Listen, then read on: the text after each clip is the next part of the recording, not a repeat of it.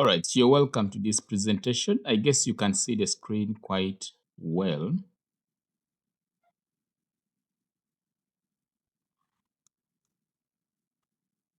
Is that true? You can see my Yes, presentation. yeah, it's visible. All right, great. So we're going to talk about someone is entering the class with mic on. Please make sure you mute. So we're going to have a discussion on the regulation of nursing and midwifery in the context of South Sudan. So I have some few slides prepared in here. And in this presentation, I hope that you get a better understanding of the situation in regards to nursing and midwifery in the country and its regulation. So definitely we'll basically focus on the Nursing and Midwifery Council of South Sudan. Uh, that is going to be our area of discussion. Um, First of all, in any country, um, the practice of nursing and midwifery is actually regulated. So every country has a council that regulates the practice of nursing and midwifery. So in the case of South Sudan, the council is called the Nurses and Midwives Council of South Sudan. And its vision is to ensure that nursing and midwifery are practiced following the ethical of standards such that it is of high quality and safe to the public. So that is basically the vision of the nursing councils across the world.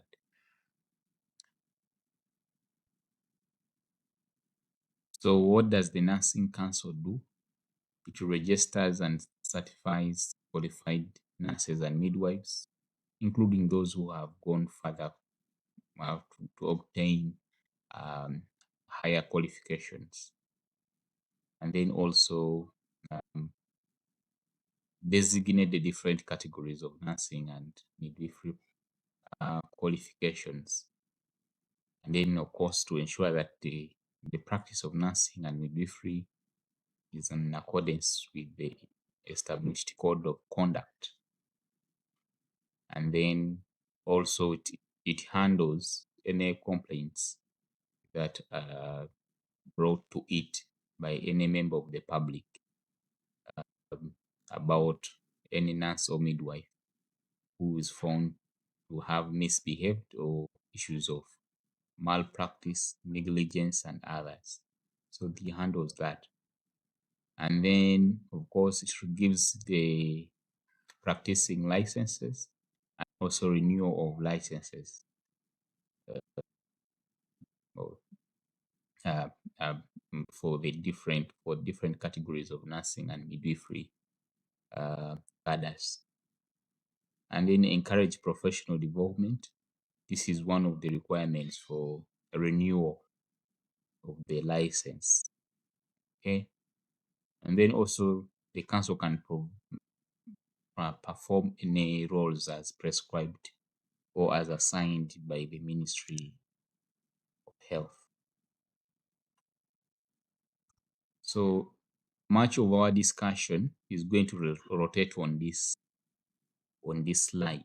So I'll spend more time on this slide um, such that you really get an understanding of the situation in terms of the council.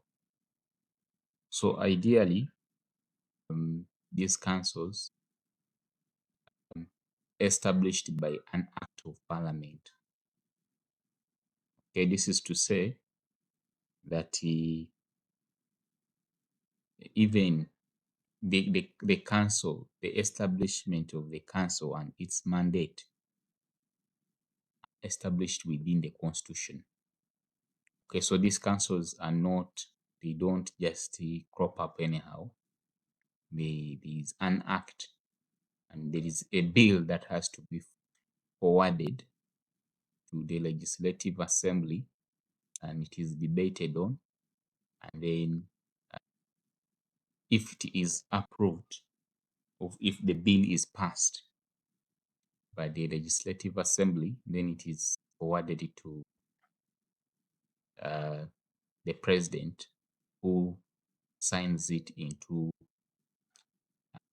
law and therefore becomes an act of Parliament. So that is the procedure.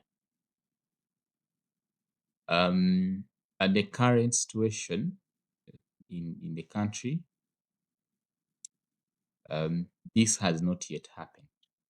Okay, we have a number of actors, a number of organizations that have tried to make sure that we have the nurses and midwives bill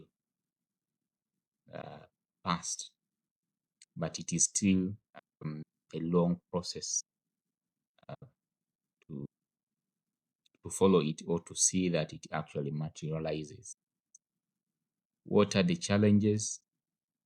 Of course, we know that the National Assembly, which is the Legislative Assembly, is giving priority to bills that focus on the roadmap that will result into the elections such that we have a democratically elected government. So for us to have a democratically elected government, there are many bills that have to be passed because there is that roadmap that the country is following the peace agreement. So for now, it is quite difficult to see that this bill, which has now been drafted, can actually be passed as an act of Parliament and therefore becomes a law, and that can be enforced with the council being fully functional. So at the moment, we have UNFPA spearheading the activities for making sure that the groundwork for this council is actually in place. So this council will be established by the bill or by the act. Okay, this is to say that the roles and responsibilities, the vision and mission of the Nurses and Midwives Council of South Sudan will these will be stipulated in the Nurses and Midwives Act if it is passed. So the establishment of the council comes in there. So since the national legislature is still on issues to do with the elections and the roadmap for the implementation of the peace agreement, is still this bill will not have the attention it deserves during this time or in the near future. So it will take some time. So I've already talked about UNFPA, which is one of the actors to do the groundwork. So what is this groundwork? Groundwork is about mobilizing for support, making sure that this bill is actually written. So the bill is written, mobilizing for support from the members of parliament. This is also another groundwork, sensitizing the key stakeholders, the key decision makers about the necessity to have this bill. So workshops have been conducted. A study tour will also be conducted to make basically benchmark, see what are other countries doing, what are the councils of the different countries, what is the mandate of these councils, and what progress have they made. So that's also another area of discussion that happens.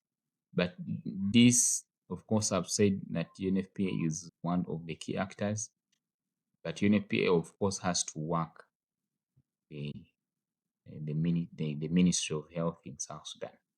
So specifically, this this bill is handled um, by the Directorate of Nursing and Midwifery under the Ministry of Health.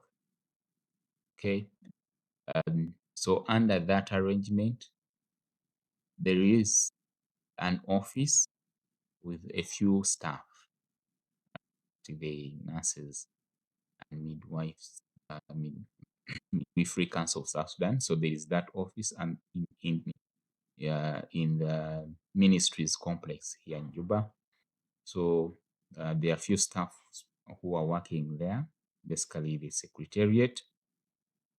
Of course, because this bill has not been passed, the council has not been created, these people are not catered for under public service.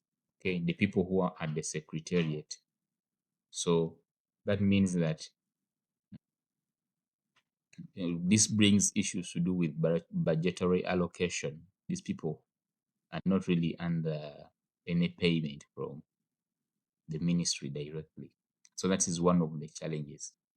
But of course, the other key partner that is also very, very key in about this bill is that for the bill to be read in the, because it has to have, the bill has to undergo a minimum of 3 readings, the first reading, second and third, and then perhaps it is passed. So the debate about on this bill will like to be not only one reading. It will take several readings and debates for it to actually be passed. But before it reaches the Legislative Assembly, it has to be scrutinized by the Ministry of Justice. So as we talk now, the bill is with the Ministry of Justice and Constitutional Affairs to look at the bill and see if there are any legal matters that need to be ironed out before it is taken to the Legislative Assembly. So what activities are happening at the Secretariat? Of course, one of the key things, or one of the key roles of any council is to register people and give them licenses. At the moment, only registration is happening.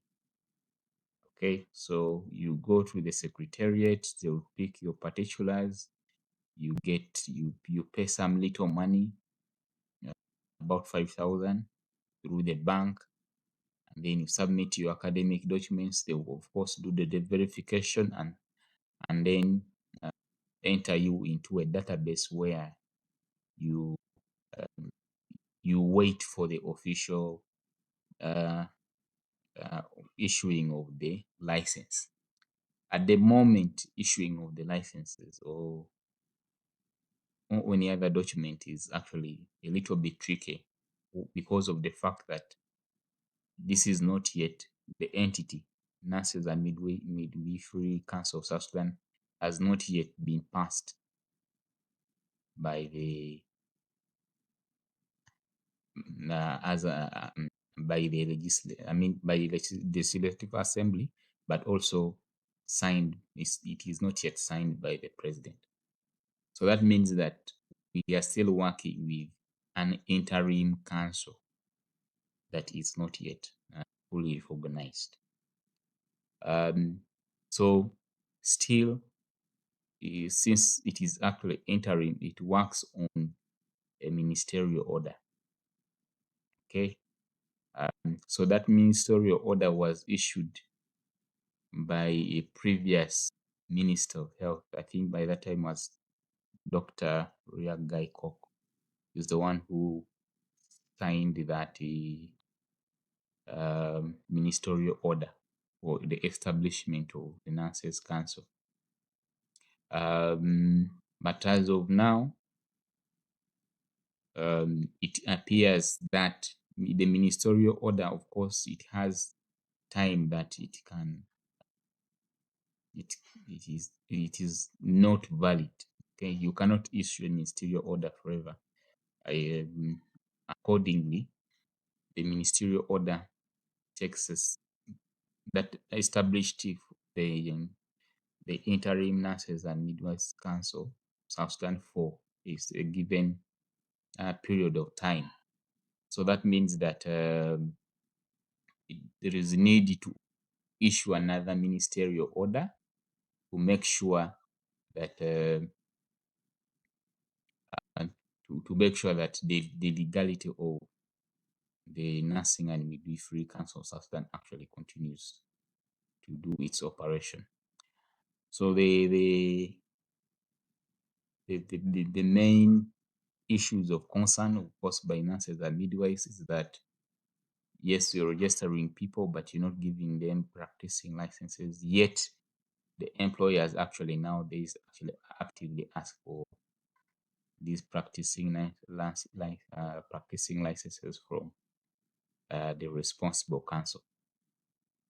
So perhaps next year, one of the key things that the council will do is to make sure that they can issue people with at least either temporary certificates or letters to whom it may concern, letters to, to, to, to people who may want them, especially those who may want to go for further studies, and then those who are seeking employment. So they may use those letters. But of course, um, without those letters, people have been seeking for endorsements directly from the Directorate of Nursing and Midwifery. Okay, so the directorate often issues this um, to whom it may concern letters, specifically is specifying that so and so has graduated from this school and has these qualifications in midwifery, things like that, and also stating that the Ministry of Health is currently the one regulating uh, the practice of nursing and midwifery in the country. So, um, so people have been actually getting these documents to in order to secure their jobs. So this information can be found on the Nursing and Midwifery Council of South Sudan website, which I've just put there. And then also any documents related to UNFP activities in South Sudan. You can also get information about the regulation and the issues to do with the Nursing and Midwifery Council of South Sudan. You also recognize that in this picture that I picked, I think from the Ministry of Health website, you can see the Minister of Health, Honorable Yolanda. And then you can also notably see the Vice President, Dr. Abdal Bagi, who is actually responsible for the service cluster in the presidency. So basically, this is also to emphasize the fact that this council falls under the Ministry of Health. The Ministry of Health falls under the vice presidency docket under the services cluster under Dr. Abdal Bagi Akol. Another entity that is also worth mentioning is SANAMA, which is South Sudan Nurses and Midwives Association. Basically, ISMA, it was established to increase the profile of nursing and midwifery in South Sudan.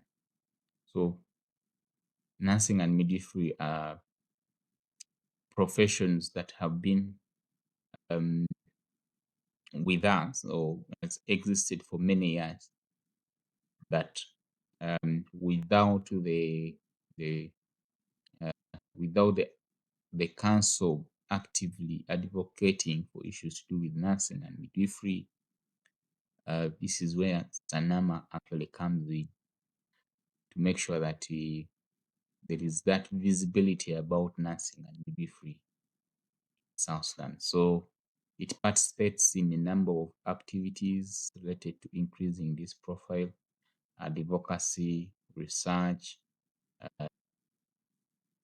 sensitization, issues to do with participating in the midwifery, in nursing days, and also any other activity that is related to health. You find Sanama there. So it has a representative across the country who actually um, do different roles in relation to improving the profile of nursing and midwifery in the country. So that marks the end of this presentation, unless you have any questions.